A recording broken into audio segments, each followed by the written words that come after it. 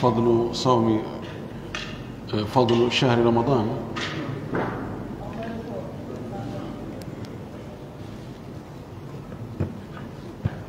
نبدأ. بسم الله الرحمن الرحيم. الحمد لله رب العالمين، وصلى الله وسلم وبارك على نبيه الأمين وعلى آله وصحبه ومن تبعهم بإحسان واستنى بسنتهم وسلك طريقهم إلى يوم الدين. اللهم لا علم لنا إلا ما علمتنا إنك أنت العليم الحكيم. اللهم علمنا ما ينفعنا وانفعنا بما علمتنا وزدنا علما. اللهم اجعل علمنا حجة لنا لا حجة علينا. رب اشرح لي صدري ويسر لي أمري واحلل عقدة من لساني يفقه قولي. قال المؤلف رحمه الله: فضل شهر رمضان وفضل العمل فيه. عن أبي هريرة رضي الله عنه أن النبي صلى الله عليه وسلم قال: لما حضر رمضان قد جاءكم شهر مبارك افترض عليكم صيامه تفتح فيه أبواب الجنة وتغلق فيه أبواب الجحيم وتغل فيه الشياطين. فيه ليلة خير من 1000 شهر، من حرم خيرها فقد حرم. رواه أحمد والنسائي والبيهقي. وقال الشيخ الألباني في تمام المنة: صحيح لغيره. أن يتي الله سبحانه وتعالى تدد مون دوتو سيني دو حندو دو يتede yentori yo juulu enelaade be Muhammad sallallahu alayhi wa sallam o mo nuli meden sabu yurmende yo juule sahaba ben fo o juula e dendanangal jokkube diina kabe jokkuno kan yo Allah jokkin en kan diina tabintina en hawre Makka yettita en kadi e nder Makka. Allahumma amin. walli fi don do yo Allah yurminamo o fuddannoke en dambugal fi korka kan wiiden ko munasib no foddi moƴƴi noon ɗo wonno lewru suumaye ɗum no ɓattade tun sen andi ɗo yoga e ñaawoje korka en ɓeyditike e ko anduno ɗen ko haray ko nuuru ala nuur, ko annora e hoore annora. o wi fadlu shahri ramadan, ɓural lewru suumaye. o addanno en ɓaawo ɓural korka. ɗum noon ko korka woni ko horugol suumaye, woni ko horugol naafiloji ɗin, ma ko horugol kaffara, ma ko horugol fodore. joni noon ɗo ko fi ɓural suumaye on tun. wa fadlu al amali fihi, e ɓural gollugol kadi golleji moƴƴi go e nder suumaye haysina korka. o addi ɗo hadisaji waɗi 5. hadis arano on ko o Abu Hurayra mo filli ɗo. Abu Hurayra anna nabiya sallallahu alaihi wasallam qal: wonde nulaɗo makuno lamma hadara ramadanu, sanga suumaye ari ɓay suumaye dari ke nelaɗo maaki: qad ja'akum, ari e moɗon, shahrun lewru mubarakum barkinano, iftarada alaykum siyamahu, Allah farli e hoore moɗon hoorugol ndu. ma inna ufturida alaykum siyamuhu, farlama e moɗon hoorugol ndu. imma an nusammiya alfa'ila wa huwa Allah subhanahu wa ta'ala, li annahu alladhi yafridu walladhi farada siyama ramadan. innen farli e moɗon hoorugol ndu, ɗum hare ko Allah. ma waɗen mo mabniyu lima lam yusamma fa'iluhu. innen ufturida alaykum siyamuhu, farlama e hoore moɗon hoorugol ndu. o maaki tuftahu fihi, no uddite e ndu lewru ɗo, abwabul jannati, dambuɗe aljanna ɗen. mana ko watta ha neɗɗo naata aljanna kon taway no weeɓi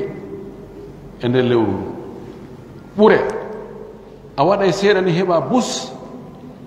ɗum no woodi e nder ndu lewru wa tughallagu fihi abwabul jahim no sokke e mayru dambuɗe yiite jahimi ɗen mana ko watta ha sabu neɗɗo naata yiite taway allah woɗɗinay ɗum wirna ɗum tawa no metti fii no metti yiide wa tughallu no kolmbe fihi e ndu lewru ashayatinu cheytaneji ɗin cheytane janɗi ɗi kolmbete taway ɗi wawata wadde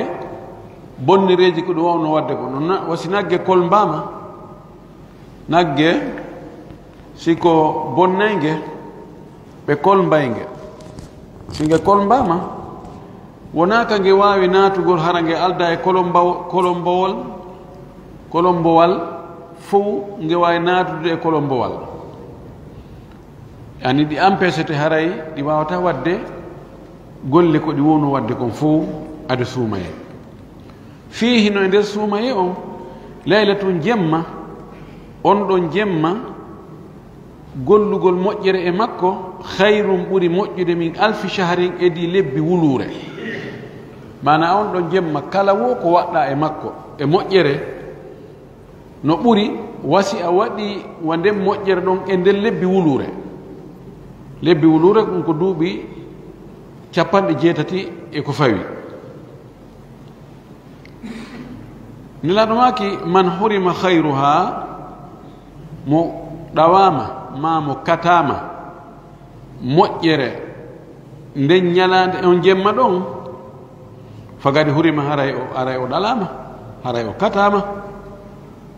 mo faɗi moƴƴere nde on jemma mo tawata jemma goto ɓurɗo moƴƴude lebbi wulure haray on ɗon ko on woni kataɗo o hadis ɗo ko imam ahmad fillimo kañum e nasa'i e bayhaqi cheikh albani maki ka tamamul minna himo moƴƴi himo selli kono ko ɓay o bakodiri e goɗɗi goo hadis ɗimmo on wa an arfajata qal itama e arfaja o wi'i kuntu inda utbata bni farqada harimiɗo ka o ɗo wa yuhaddisu an ramadan himo yewta fi suumaye qala o wi'i فدخل علينا رجل من أصحاب محمد صلى الله عليه وسلم ناتك من وندون غوركو جيادو e wondi be nelaado sallallahu alaihi wasallam beedo donon arfaja e utba kata beedo foko e tabiina be jeya nabe sahababe hibe yewta tun fi sumaye tun gorko jeyaado e sahaba be naati falamma ra'ahu utbatu habahu fasakata bay utba wonno de yewde utba ibn farqad bawo yi o sahabajo o hulimo habahu o hulimo o denjimo miri makko nangimo fasakata o de'i jang wolude wajade ha ɓurɗo ma gandal naati tun yani here joni waɗi ɗaɓɓude darode ɗo qala o wi'i fa haddatha an ramadan o yewti fi suumaye kanko sahabajo on qala o wi'i kanko sahabajo on sami'tu rasulallahi sallallahu alayhi wa sallam yaqulu fi ramadan o wi'i mi nani nelaɗo no maka fi suumaye on laɗo maki tughlagu abwabu nnari no soke dambuɗe yiite ɗen e nder suumaye wa tuftahu abwabul jannati no uddite dambuɗe aljanna ɗen wa tusaffadu fihi shayatinu no kolmbe ma dumbe e nder lewru suumaye ɗum cheytaneji ɗin qala o wi'i nelaɗo maki wa yunadi fihi malakun no nodda e nder suumaye on malaikajo o wi'a ya baghiya alkhayri abshir ko an yo ɗaɓɓowo moƴƴere welto wa ya baghiya alsharri aqsir ko an yo ɗaɓɓowo bone raɓɓin ɗinno fanɗin hatta yanqadiya ramadanu ha suumaye lanna fes ha jemmaji e ñallumaji suumaye ɗi lanna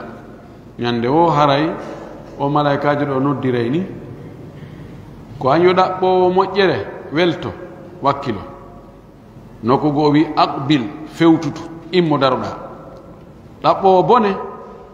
ɗum na fewdo mum ni raɓɓinɗinno o hadis ɗo rawahu ahmad wa nasai wa sanaduhu jayidun ko ɓe fellimo o wi tugol nden inde moƴƴi cheikh albani ka sahih sunani nasai o maki sahihul isnad o maki tugorde hadis o hino selli hadis tammo on وعن أبي هريرة رضي الله عنه أن النبي صلى الله عليه وسلم قال اتمي أبو هريرة ويتبتي وندن لاد الله أماكي الصلوات الخمس جل لين جوي والجمعة إلى الجمعة جمعة ها جمعة هيد ندندن ورمضان إلى رمضان لو رسومي ها لو رسومي هيد دندن ɗum ɗo ɗiɗo mukaffiratun ko hafranayɗi ko waɗayɗi ha yaafe bakkatuji ko fagga kon lima baynahunna ko woni hakkude majji kon ida jtunibatil kabairu si tawi jani bakkatuji janɗi woɗɗitama hakkude waɓutuji ɗin ko on tigi feggoto e bakkatu to so koy so on tigi juulo e waktu heɗɗo ɗon on ɗum ɗon montay ma oɗa waktu montay ha hewta oɗa waktu ɗi jaaɓodira oɗa kadi feƴƴina ko fuuti ɗon kon awa si fuutike juma ha e juma ɗum ɗon kadi montay to soki ɗin ɗon fuu si woni ko lutti ɗon suumaye si ari ɗon e suumayero heeɗoru ɗon ɗum noon kadi laɓɓinay fitta nettoya ɓeru ko luttuno kon e bakkatuji kono ko tosoki ɗin si tawi janɗi woɗɗitama tosoki ɗin ɗeɗo dewe waɗay ha allah subahana wa taala monta ɗin bakkatuji ɗon ɗum ɗo holli wonde suuma ene jogii ɓural rawahu muslim hadis naye ɓo wa an abi saidin al khudri radiallahu anhu ittama e oɗo أن النبي صلى الله عليه وسلم قال وندن الله أماكي من صام رمضان مهوري لور سومي وعرف حدوده وعند كيري سومي دين ما ناك سومي كيرا نمو تفجي دوية تقول دندو تور دندو تندار دندو تيهودا وني كيري دين كسومي كيرني كون كالوتيزي دون تيو يالي زون ريزيرفيون وتحفظ مما كان ينبغي أن يتحفظ منه أورنتي إكوتاوتا هي مهان أورنتاد إمون كفر ما قبله أو كفر ما قبله سوما يومونتاي كو أتينو دونكون بكاتوجي كو سوما يتاودنو أنتيجي إمونكو ما دام أنتيجي هوري سوما يو أندي كيري سوما يدين أورنتي كي إكو هان أورنتاد إمونكو سوما يمونتنا بكاتوجي يتاودنو إمون دين رواه أحمد البيهقي بسند جيد وي كو بيدو فيلم وي كانكو توغور ندن هينو موجي الشيخ الباني ماك تمام المنه توغور ندن كو لوند ماك ضعيف حديث جوابه وعن ابي هريره رضي الله عنه قال اتما ابو هريره يلا ويلتنم وماكي قال رسول الله صلى الله عليه وسلم نولاد الله اماكي من صام رمضان إيمانا واحتسابا مهوري سومي توكو إهوري قمدنا حسبتا قول تنجنا قول جدك الله جرت قول جدك الله غفر له ويافت ما تقدم كو أردن وكم من ذنبه بكاتو جما كودين بكاتو جوات يوانو لودين أدو سومي ويافت دين دون رواه أحمد وأصحاب السنن كو فيلي أودو ko ɓeeɗo wi kono ko garib o alhadith fi sahihain ɗum cheikh albani no waɗi mo istidraku hadith on no ka sahihain ko bi hada lafd ngol konngol ɗo ka tigi si tawi hadith no ka sahih bukhari ka sahih muslim ala ko yaltinimo ka kutubu sunan ɗum ɗo ko seeɗa e hadisaji arɗi fi ɓura suumaye mo acci goɗɗi go bus o addalɗi kono julɗo hay si tawi ko hadis goto o heɓi kanelaɗo maaki ɗum ɗo no moƴƴi ɗum ɗo no mari baraji ɗum Allah no montira bakkatu sabu ɗum ɗo hara yonimo hara yoni ala kon tigi tege tegenno kadi landito he ko honno wayi ko si tawi joni hara ko neɗɗo mo hoolaka wowlanma inna ha ɗum yo aden vérifie yo habbo kadi ha ndara si goɗɗo goo wowlanayi ɗum attarhibu min alfitre fi ramadan hulɓingol fi taƴugol e nder suumaye tewagol taƴa e nder suumaye ɗum no hulɓini no maapini no aanini harayna ko haani wadde seede mum hino ɗo hadisaji fi kala o hadis mo addi ɗo wona selluɗo kono e ɓay o windimo ɓe jangen mo an ibnu abbasin radiallahu anhuma ittama e abdullah ibnu abbas yo allah weltanomo anna rasulallahi sallllahu alayhi wa sallam qal wo nelaɗo meɗen maaki ɗum en wo parce que hadis o na ken o selli o maaki ora l islami wa gawaidu ddini thalathatu ɓoggi l'islamu ɗin e tugale dina kan ko tati ora ko ɓoggol finde l'islamu nden wa gawaidu ddini e tugale dina kan thalathatun ko ɗi tati alayhinna koye hoore ɗin ɗon ussita l islamu l'islamu on fonda ko ɗon l'islamu on maha ɗin ɗon woni ngorondi l'islamu ndin subasman l'islamu man taraka wahidatan min hunna fahuwa biha kafirun halalu dami mo acci gotel e ɗin ɗon tati haray sabu ko o acci on ɗum ɗon kon o woniri kefero sabu ɗum haray ƴiiƴam makko ɗan dagike hibbede honɗi woni ɗin ara nun ɗum shahadatu an la ilaha illa llahu ko seedagol wonde reweteɗo ala so wona allah kalimatu tawhidi o woni goo wassalatu lmaktubatu e julde farlane nden ɗum ko waktuji ɗin joyi wa sawmu ramadan e horugol suumayel ngol woni ɗi tati seedankagal ngal e julde nden e korka kan o wi ko ɗiɗo l'islam on fonda e hoore muɗum o wi rawahu abu ya'la wa dilamiyu wa sahahahu dhahabi ko ɓeeɗo fillimo imamu dhahabi hadis on no selli no cheikh albani maki ka tamamul minna hadis on ko lowɗo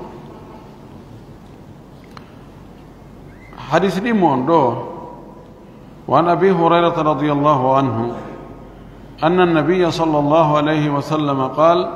ittama e abu hurayra yo allah weltano sahabaɓe ɓen fo wonde nelaɗo allah on maaki man aftara yawman min ramadan mo taƴi ñallal gotal e nder suumaye fi gayri ruhsatin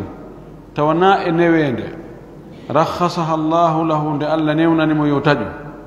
lam yaqdi anhu siyamu dahari kullihi yoɓantamo ɗum ɗon ngal ñallal ɗon horugol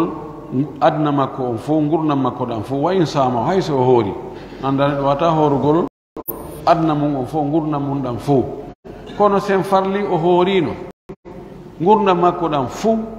yoɓantamo ngal ñallal suumay ngal o tewi o taƴi harna ruhsa na newende na ganto o taƴƴiri o tewo pas o wi kanko naata e horugol ye subhanallah rawahu abu dauda wa ibnu maja wa tirmidhi kono oɗo kadi fayin cheikh albani maki hadis on ko lowɗo alhamdulillahi ko lowɗo ɗo batti ko lowɗo nam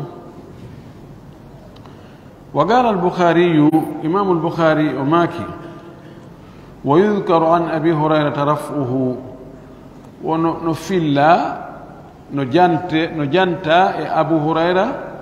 o townimo o naɓi ha ka nelaɗo wonde man aftara yawman mo taƴi ñallal min ramadana jeyangal e suumaye min gayri udrin ko alda e ganto wala maradin wona nawnare lam yaqdihi yoɓata ngal ɗo ñallal sawmu dahari horugol adna on fou wa in samahu haysi o hoori adna makko on fou wa bihi qala ibnu masudin ko ɗum abdullah ibnu masud kañum wi'i قال الذهبي إمام الذهبي أماكي وعند المؤمنين مقرر أن من ترك صوم رمضان بلا مرض وويك جل ببين وعند المؤمنين كقوم دين ببين مقرر نينا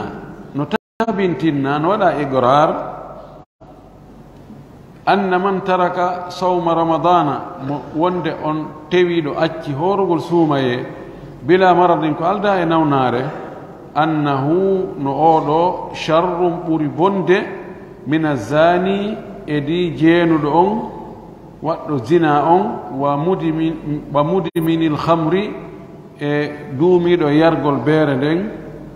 بل يشكون في إسلامه أتو كان ورين جلب بنو سكتو julɗan kagal oɗo tewiɗo acci horugol suumaye tawa nanawnare naganto oɗo sinda waɗɗo zina hara o hooray sinda yaro o beere hara hooray edi oɗo o watta zina o yarata beere kono o hoorata tawale naganto o wi wuri julɓe no sikkiti l'islam makko est ce que ko julɗo wa yadunnuna bihi azandaqata hiɓe sikkitoramo yaltugol e diina zandaqa ko zindiq woni ko salagol diina fes wal inhilala e oragol taayugol yoosa fes wona hara ala hewnde inhilal ko firtugol ɓoggi ko huma kon fuu bimana l'islam ko ɓoggol ida on yahuma so yawi ata ta ñaamu ɗum ɗo ta yaru ɗum ta ndaaru ɗum ko ya waɗ ɗum ɗo ko ya waɗ ɗum ɗo ko ya waɗ ɗum ɗo mana konti ko wonti huma ɗo jogii ɓoggi diina sonti akkiti fes haray ɓenne mun hal fihi inhilal ɓorti fes mo firti ɓoggi fes hakkitande mo kala woni joni mo tongana hoore mo hayfus ɗum ɓeyni jani ɓeynna ka leyɗe heferɓe ko tawata ɓeynna ka ndimankagal maɓɓe ngal yani wigol joni ko hurriya omo beyi waɗu ko faala ɓeynna ko biladul inhilali biladul inhilal ma al ibahiya ɓeynna al biladul ibahiya ani peji ɗi fof ɗo dagina ala ko harbina oɗo mo ala e horude suumaye tawana ganto o wi yimɓe julɓe ɓen no sikkiti wuri est ce que o ko julɗo ɓenna o yalti dina ɓenna o non no ɓay himo juunude ko woni o ala e horude o yaltali dina ɓenna noon o ko munhal ko zindiq murtad manamum fottanaka heeforɗingol accuɗo ɗon horugol wono fottirana heeforɗingol accuɗo juulugol mo juulani kam tawa o yeddi wonde julde nden no waɗɗi on kan ɓe fottani konngol goto wonde o yalti dina few wona o julɗo fes koɓe yeddodiri ko si tawi himo qirriti wonde julde nden ko nde farilla kono mo waɗa juula wonde acca wonde ka korka taban sonti yehi ha o inni suumaye ɗum na gonga na farilla fes suumaye ɗum ko o lettugol yimɓe noon wara o yalti dina kam fes ko woni ko si mo qirriti kono ala e horude kanko haare tun o hoɗata kono noon moen waɗe wallahi onon ɓe horoɓe onon yo mali ko ɗon julɓe ɓen yeddodiri ɓeni est ce que o ko julɗo kana o julɗo ko ɗum woni wolde imam zahabi ko ɗum o addani en ɗo ka haala ɗo o wi bima yathbutu alchahru ko hon ɗum lewru tabitirta honno andirten suumaye darike ko honno andirten juldandu darike o wi yathbutu chahru ramadana bi ru'yati lhilali no tabitira daragol lewru suumaye yi'ugol daroɗe ɗen yi'ugol keeɗunku walaw min wahidin adlin hay si tawi ko gooto nunɗuɗo gooto mokobajo kummalujo nunɗuɗo hoolaɗo o wiye ngo yii tawi on ɗon fopp no fottani wonde o wona fenowo o ko mokoba o andiraka mekku makko o andiraka folto falta few o wiye ngo yiindu ara e gasi ɗon ko go'o ko suuma e tabitirta aw ma ɗum ikmalu iddati chabana 30 yawman ma timmingol limore sabbordu suuma e ɗum balɗe 30 si woni sabbordu suuma heeɓi balɗe 30 en limi ha timmi ngal ñallal heedu ngal ɗon ngal fawoyi ngal ɗon ngal ko ngal ɗon woni go'o suuma e ɓay enen en ala lewru ndu balɗe 31 dalil ɗum ɗo hino hadis arno on fa an ibnu umar radiallahu anhuma ittama e abdoullah ibnu umar yo allah weltanamo kanko e ben makko e sahaba ɓen fof qala o wi'i tara annasu lhilala yimɓe ɓen ɗaɓɓiti ndaari lewru e darde lewru ndun tara a o weno ndaara no yurno yimɓe ɓen ɗaɓɓiti lewru daragol lewru ndun fa akhbartu rasulallahi sallllahu alih wa sallam anni ra'aytuhu mi humpitinaɗo wonde min mi yiindu dey fa sama o hoori wa amara annasa bi siyamihi o yamiri yimɓe yo ɓe hooru ndu yimɓe fof ɗaɓɓiti inna awa ko ñande sikke awa yo lewru ndu yo ɗaɓɓite mo ɓe ndaari mo wi min do mi yaali abdoullah ibnu umar yiiɗu o wari wi nelaɗo mi yi lewru ndu laaɗo ma kewa hawa min mbiya fof yo hooru nani fof hoori ɗum ɗo no rutti wi'uɓe ko bewna yimɓe ɗiɗo rawahu abu dauda walhakim wa ibnu hibban wa sahahahu ko ɓeeɗo filli o hadis ɗo imamu lhakimu naysaburi e ibnu hibban ɓeeɗo ɓe wi hadis o himo selli cheikh albani tawte ɓe ɗon ka sahi sunan e abi daoud o wi hadis on no selli ɗimmum ɗum وعن ابي هريره رضي الله عنه اتم ابو هريره ان النبي صلى الله عليه وسلم قال ولنا لوماك صوموا لرؤيته هوري ريسا بيو غولندو دونك لewru somayendu وافطروا لرؤيته tajire sabu yi'ugol ndu ɗum ko juldandu si woni on yi'i suumaye hoore ɓay o yi'i so yi'i juldandu taƴe fa in humma aleykum si niɓɓiti noon emo niɓɓitani o mimake waɗi ñande 29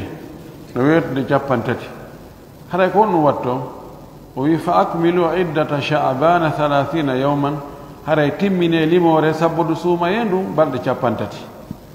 ɗon son timmini balɗe 30 e ñandi ñallal feedugal ɗon ngal ɗum ko goo suumaye haɗa ɗon sikki sakka ala rawahu lbukhari wa muslim qala tirmidiyu imamu tirmidi o maaki ɓaawo fillike o hadisi ɗo kanko kadi walamalu ala hada inda akthari ahli lilmi golle ɗen ko e hoore ɗum ɗo woni ka ɓurɓe ɗurde e joomiraɓe gande ɓen ko ni ɓe ƴettiri kamɓe ko si tawi e yii lewru ndu nogay e jeenani wedde 30 haɗay ko yen hooru si e yiyaali ndu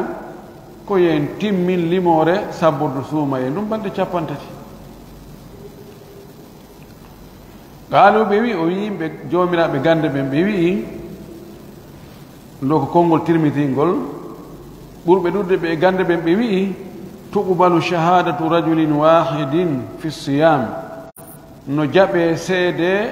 gorko gooto pet ka hoorugol gorko gooto ari seedike wonde o yii suumaye no jaɓe wa bihi yaqulu ibnu mubarak wa shafiiyu wa ahmadu ko ɗum ɓe ɗo imamu ɓe wi abdullah ibnu mubarak imamu shafii imam ahmad wa qala annawawiyu huwa al asahhu imamu nawawi maaki ko ngol ɗon ɓuri sellude edi konngol wi'ugol wonde ko be wona seede yimɓe ɗiɗo ɗum woni ko lolli kon e konngol imam malik e abu hanifa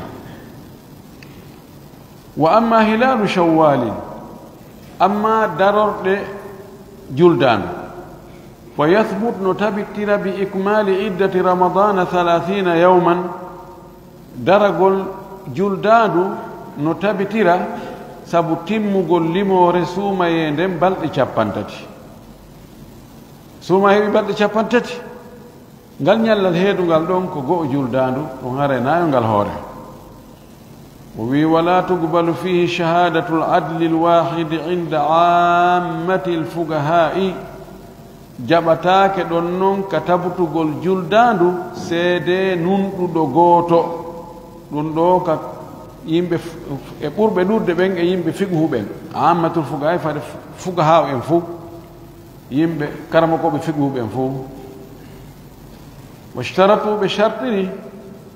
أن يشهد على رؤيته ndesēdoto yi'ugol juldan darde juldanu ɗum ithnani worɓe ɗiɗo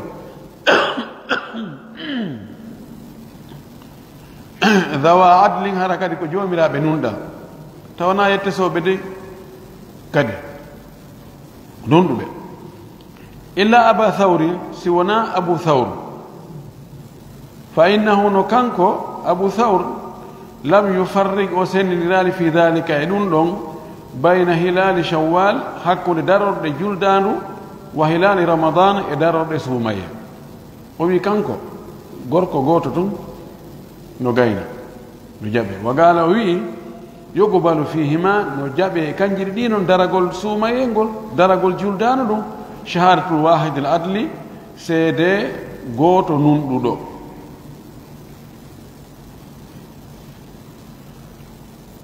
daron ɗo ko o gooto kono gorkol ngol ɗo ɓuri sellude kala ibnu rushdi o wii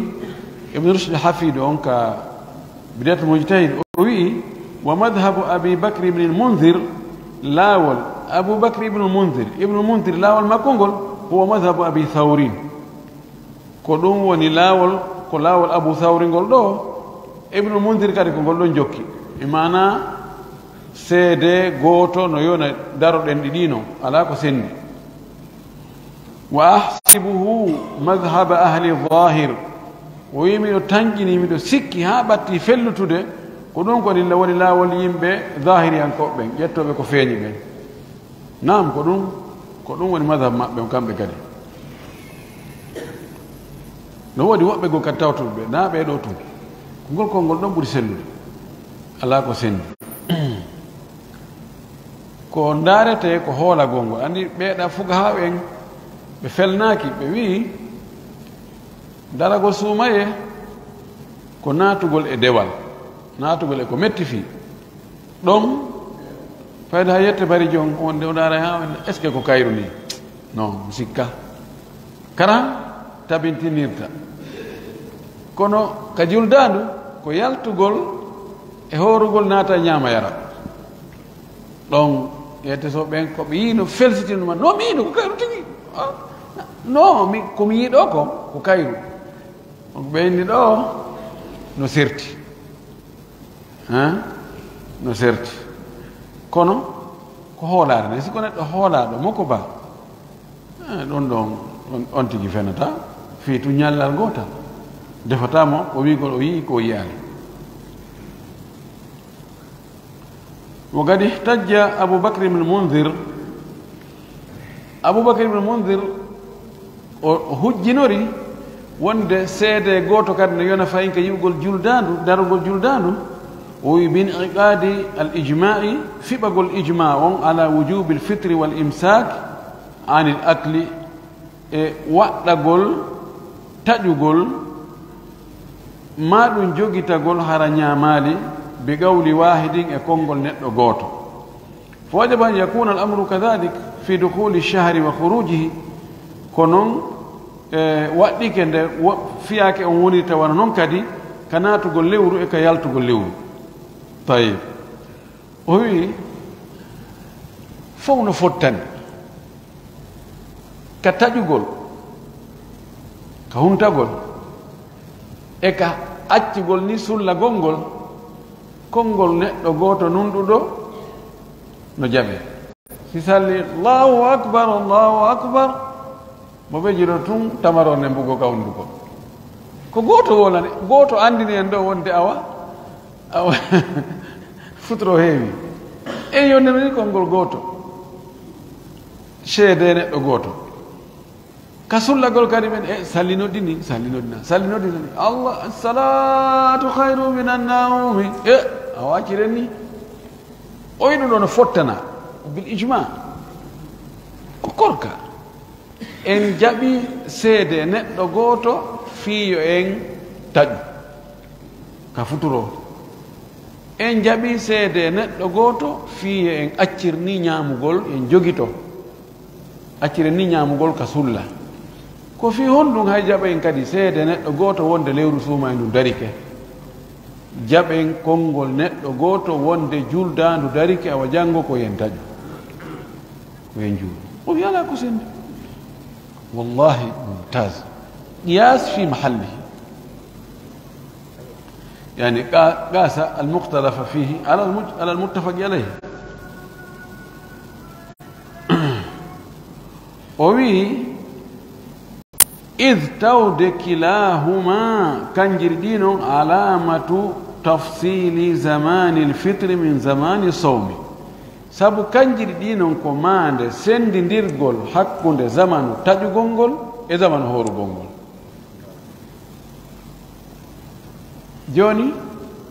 daragol lewru suumaye ko fasinama du darike haray sendi ngal ñallal hande hari en taƴi ñalla janngo ko en hooru si wi'ama goɗɗo inni mi yii juldandu mana taƴi hakkunde hande no hari ko en hooruɓe janngo ko en taƴi ko konngol makko woni maande fi yaltugol e korka naata e taƴugol ma yaltugol e taƴugol naata e hoorugol o wi noddinan ɗo futuro on ko ɗon woni keerol ɗum ɗon woni nde on seede makko woni maande yaltugol e korka naata e taƴugol sallijo noddinan ɗo asratu hayri min annawmi on o waɗi keerol yaltugol e taƴugol naata e hoorugol o wi ala ko sendi ko woni ɗa ko ñallal ɗa ko lewru o wi ko gooto wallahi ma ahlahu قال الشوكاني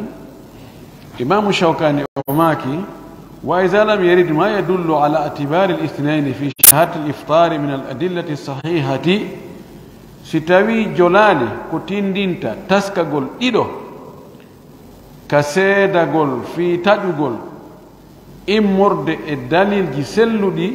فالظاهر هذا يكفينكم أنه وندهر يدون له يكفي فيه نيانا دون seede neɗɗo gooto qiyasan ka eɓɓinirgol alal ictifai bihi yondinorgol seede gooto on fi sawmi ka hoorugol oɗo kadi konno imam Shawkani konno mo faala wiide ɗo joni ɓeeɗo sendinirɓe hakkunde fuɗɗagol lewru korka e fuɗɗagol lewru juldandu ɓe wiɗa gooto seede gooto no gayna ɗa ko be seede yimɓe ɗiɗo o wi si tawi en heɓaali dalil tindinayɗo wonde ka taƴugol ɗum ko ka juldano ɗon ko taskete ko seede yimɓe ɗiɗo en heɓaali ɗum ka daliji selluɗi haray ko feeñi kon ɗon kadi yonayi seede neɗɗo gooto eɓɓinirgol ɗum ɗon e ka daragol suumaye ɓay ɗon kan seede neɗɗo gooto yoni ka naatugol lewru e ka yaltugol lewru si en jaɓi seede gooto ka naatugol lewru ko hayta jaɓen seede gooto ka yaltugol lewru ala ko haɗata ɗon kadi ko haala fi mahallihi wa aydan o wi kadi fahin atta'abbudu bi qabuli khabari lwahidi rewirgol maccinɗinnarno Allah jaɓugol habaru neɗɗo gooto yadullu ala qabulihi fi kulli mawdi'in ɗum no tindina jaɓugol on ɗon habaru neɗɗo gooto e nokkel ɗin fof illa ma warda dalilu bi takhsisihi sina hara ko dalil ari hertingol ɗum ɗon kañum feere bi adami ta'abbudi fihi wasugol rewirirgol e ɗum ɗon bi khabaril wahidi khabaru neɗɗo gooto kashahati al amwal wano seede ka jawle wana hawiya e ko nandi e muɗum wi fa dhahir ko feeñi kon ma dhahaba ilayhi abu thawrin ko abu thawr yahi mum kon o wi rewirgol khabaru ko neɗɗo gooto fillani en ɗum no ari e nokkeli buy ara hadisaji goɗɗi go hara ko sahabajo gooto filli gollitiren ɗum rewiren ɗum Allah e nokkeli buy no ari tawa ko khabaru neɗɗo gooto wowli ɗum ɗon ƴette gollitiren fewno ko qibla on wayla ko laaɗo seni feri makka seni madina hari ko baytul maqdis fewte juule ɓe fewto ko yata wono lebbi 17 Allah cippino aya wonde ɓe fewtu suudu kaaba aya on janga ɓe fewti ka suudu kaaba sahabajo go ari tawi no wiya ko quba no wiya ko qiblatain tawi hiɓe fewti baytul maqdis hiɓe juula ɓe heɓi dar ɗiɗi o inni qibla on waylama inna al qibla qad tahawalat fastaqbilu al bayt al haram fewte ka suudu kaaba ko kanko gooto wowli ɓe waɗi taabbudu ɓe maccinɗini ɗum ɓe jaɓiri ɓe rewi ɗon ɓe yilti kisam ɓe fewti ka suudu kaaba tawi ko ni ɓe fewtiri ɓe yilti ɓe fewtiri ni ɓe timmini julde maɓɓe nde ko neɗɗo gooto wowli o wi ɗo ɓay tun woni jaka neɗɗo gooto ko humpiti ɗum no rewire Allah kala si ɗum noon ko wonu kala ka goɗɗo ari yeeti en tawi ko nunɗuɗo hoolaɗo ko yen ƴettu ɗum ɗon jaɓen rewiren Allah sina nokkuji no hertina ɗon no inna ko ɗiɗo maako nayo o addi ɗo o wi seeɗagol ka jawle wano nguyka si tawi goɗɗo o wujji o nangama o qirritaki siko gooto seedi min ko min tigi nangimo hari o wujji ko min nangimo ƴetti ɗum artiri konngol on ɗon gooto tun on habaru makko ɗon on seede makko ɗon ɗum noon tun junngo ngon taƴirtake ɗum be wona ɗiɗo ka zina ɗen andi ɗon ko be wona nayo ko ɗi nokkuji tawata sharia on wi'i no happi inni limite ɗon ko be wona ɗiɗo ma ko be wona nayo ɗum ɗon en jaɓi ɗum noon koko ittintinnano ko hunde hertinde e nokku mum kono ko lutti kon fuu lasili on kala ka neɗɗo gooto hoolaɗo wowlani e hunde ko yen ƴettu ɗum ɗon rewiren ɗum Allah ko ɗum o faala en wiide ɗo kanko kadi o yaari e ko Abu Thawr yaari ko ɗum ɗo ko ɗum ɗo woni ko ɓuri sellude kon ko wonde habaru neɗɗo gooto pet si tawi ko hoolaɗo nunɗuɗo feewuɗo hulayɗo Allah o yeetiki en juldandu o yii kanko tigi o yiri gite makko ɗen juldandu ko yen ƴettu ɗum ɗon tabintinne haray konte wonde juldandu darike haray janngo ko iiti haray ko ɗum ɗo woni ko ɓuri sellude kon yen tori allahu subhanahu wa taala yo Allah faamin en diina kam faamu selluɗo arsiken kadi gollitirgo ko faamuɗen ko o jaɓanen ko golluɗen ko wa akhiru da'wana alhamdulillahi rabbil alamin wa sallallahu wa sallam wa baraka ala nabiyyihi al amin